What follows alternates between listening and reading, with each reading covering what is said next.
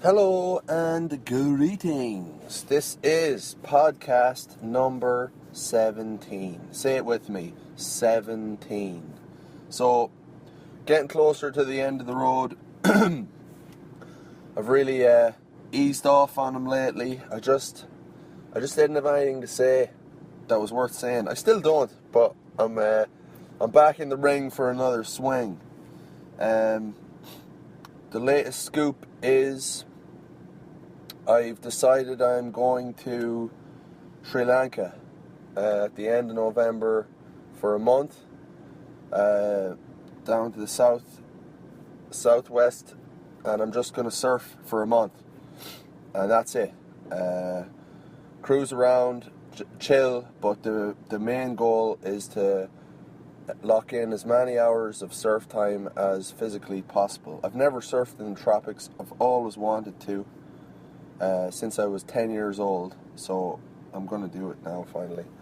But what's been very interesting is that during the selection process of where I wanted to go, there was like a number of different factors involved, namely seasonal, like where could I rely on in terms of conditions, seasonally, what places had like the best, the most reliable and consistent waves, and originally I wanted to go somewhere in Indonesia, and Bali was flagged.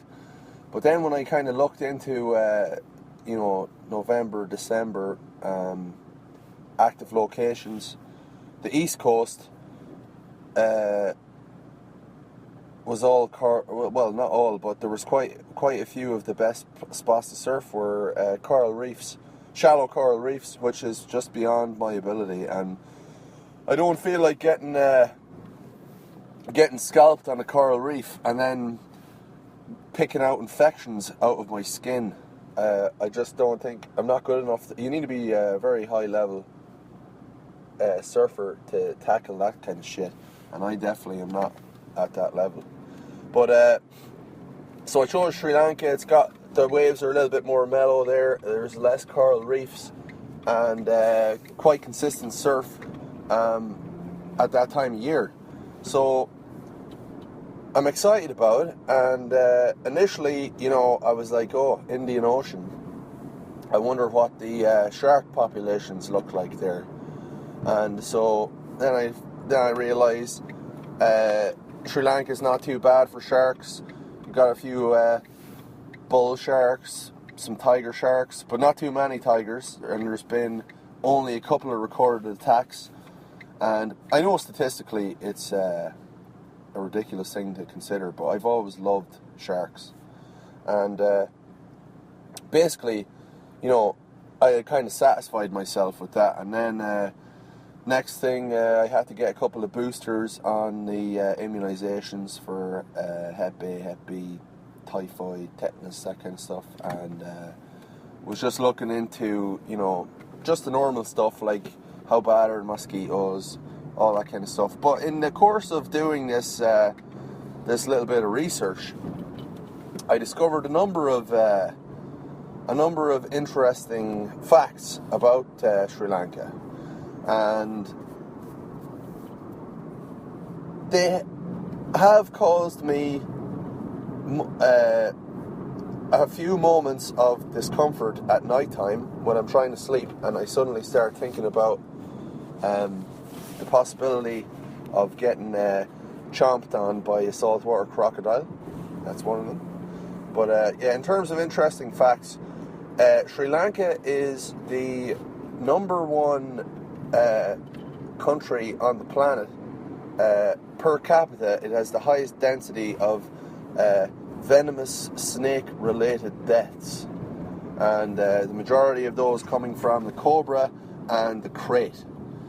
And they've got a whole host of other types of venomous snakes there, but they're the champs of biting people. So that's good to know. They've also got what else have they got? They've got some sort of tarantula there, like some sort of massive brown tarantula. I can't remember what it's called. It's like an ornate ornate tarantula or something like that. So obviously my girlfriend Lacey found the shit out about the snakes on Google, and then that led her on to tarantulas, and so now she's freaking out, which is it's additional energy that I need to spend trying to relax her about the whole thing. But yeah, that's it. And she doesn't even know. That's all she knows. She doesn't know the half of it. So the other stuff that I found out, that's potential marine hazards in Sri Lanka also include the most venomous sea snake on the planet, and not only the most venomous, but the most aggressive. I can't remember the genus, but it's seems to, by all accounts, it seems to be a real genuine hard-nosed bastard. You've also got a considerable population of saltwater crocs. They've diminished in recent years, but they do exist. I don't think there's that many like surf-related incidents with crocs. I know Costa Rica has had a number, but I don't think there's too many in Sri Lanka. Although there's been like 25 crocodile attacks. I don't know if they're fatalities, but there's been 25 attacks, I think, like in the last couple of years. Most of them are people doing shit by the riverside. And interestingly enough, some like croc expert was giving in his 2 cents, and he said that generally they're not considered to be like opportunistic predators. That they're much more likely to case you out for a few days, and they'll watch and observe your behavior, your movement patterns over the course of like a week or a month. And the advice that they give to people to avoid, crocodile attacks is to make your schedule as sporadic as possible, because the crocs are intelligent enough to know and adjust to your timetable. So if they can predict your movements, you're much more likely to get chomped. Which I never knew that. I thought that was fascinating. And I also don't know what kind of value that would have in the wild. I don't know if like a Sri Lankan crocodile, if its regular prey has like a rigid schedule outlined in Outlook. Like it's hard to imagine wild animals being as rigid. But so that's saltwater crocodiles. Also, if the currents and weather fit the bill, they can have major swarms of jellyfish, including Portuguese man-o'-war, which nobody wants to deal with those motherfuckers. And then you have what else do you have? You have stonefish hiding in the reefs. They look like rocks, and you just stand under poisonous dorsal spines, and then you're all fucked up. And generally, with modern medical treatment, none of these poisonous things are fatal, unless, like Steve Irwin, you get a stingray in the heart. There's stingrays there as well. You get a stingray in the heart, which is, in fairness to Steve, I loved Steve, but, we all know that he was putting himself quite frequently in high-risk situations. Like, I wonder if he had insurance. Imagine him, like, calling a place up for insurance, and they're just like, so can you give us a breakdown just on your profession, just day to day, like a summary of is your profession physical, or is there any risks that you may be exposed to, generally? And he'd be like, no. Be interesting to know. But stonefish, sea urchins, and then just different reefs and stuff. But yeah, fucking, ugh. I know it's something that like there's such a low probability of running into any of this shit that it's fine. But I just thought that it wouldn't do me any harm to learn as much as I can about these type of things. But yeah, the poisonous stuff, I don't know how good the medical system is in Sri Lanka. I'm sure it's not incredible, but like, whatever. They'll be used to this kind of shit. And but the flip side of it is, you know, good luck getting some medical assistance if you get chomped by a crocodile. Those things are just ridiculous. They're so strong. And essentially the last remaining dinosaurs, I think, really, aren't they?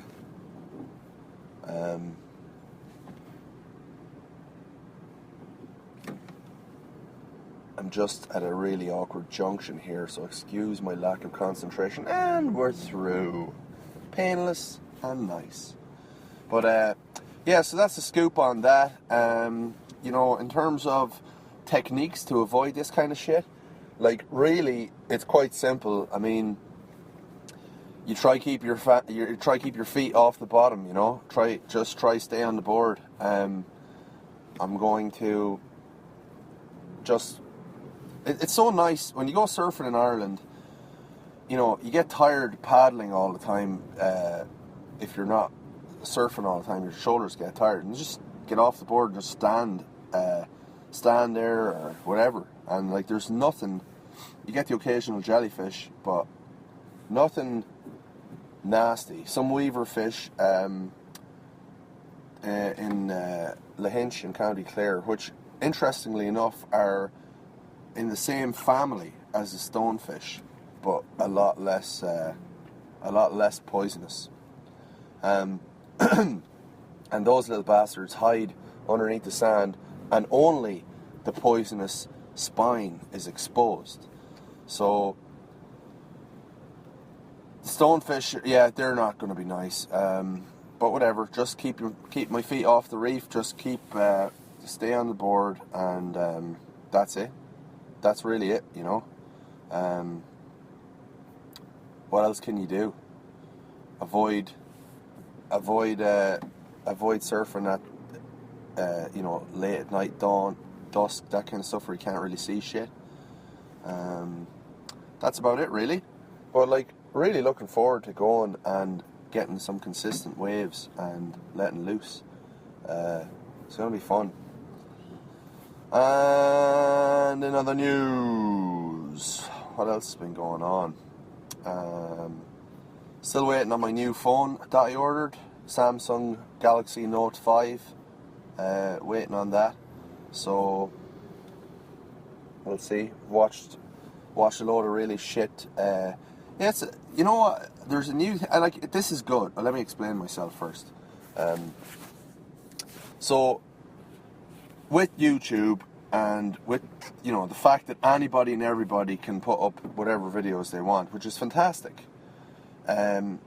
You've got this generation now of consumer reviews, which is really good, because you'll have a guy out there who is the master of reviews, and there'll be like this new thing I was laughing about with my friend Deck the other day, like unboxing videos.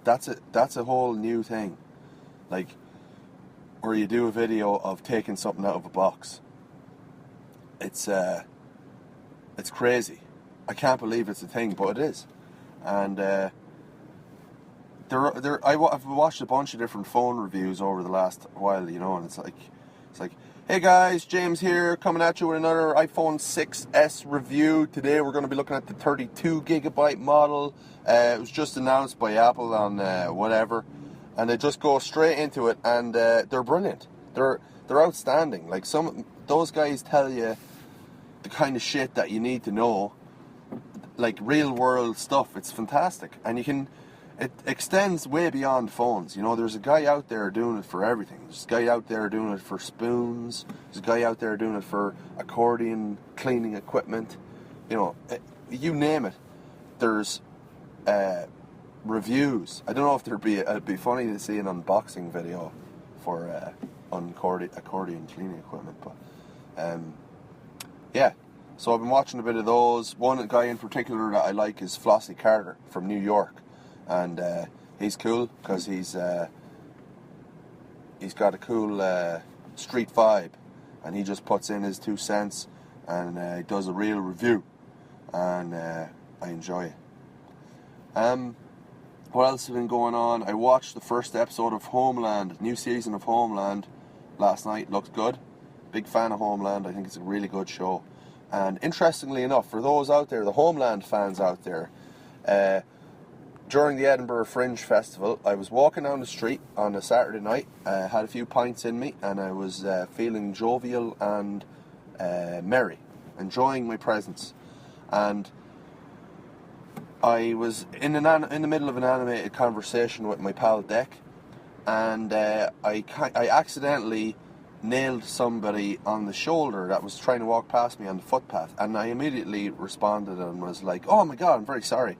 But I didn't, because I was like neck deep in my story to Deck, I didn't really process who the person was, and I just kind of apologised, and he just kind of like breezed past and was just like, "It's okay," and it wasn't a big deal, and it was over. And so then I turned back to Deck, and he was just like, "Do you know who that was?" And I was like, "What? No, who was that?" And he was like, "That was Saul Berenson.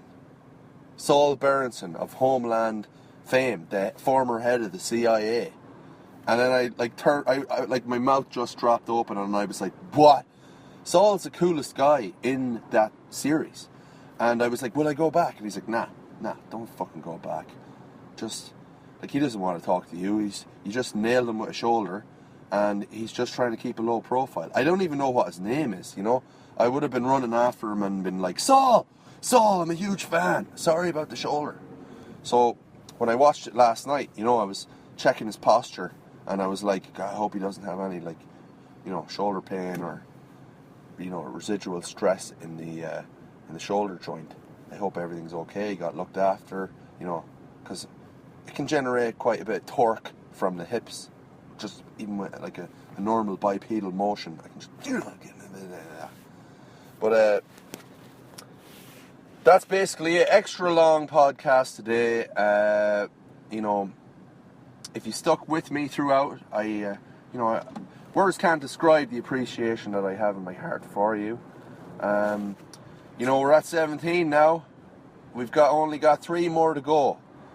We got 18, 19, and 20. Got 3 more to go, and it's been a slice. I'll tell you that for nothing. So until the next time you hear from me, give a little effort to be a little bit more conscious. Make sure, I've noticed myself clenching my jaw a little bit while I'm sleeping, and I'm wondering if it's anything to do with me researching all these potential marine threats in Sri Lanka. It could well be. But yeah, I'll work on that. I need to relieve some of that. You know, smoking weed and being in the isolation tank was a huge help for that kind of stuff. And I also think jiu-jitsu tends to tense up the body. Oh, there's a dead fox on the road. Dead body. We need forensics down here. Homicide. Okay, be good, stay strong, and promote love and peace and justice and equality for women, but not too much. All the best.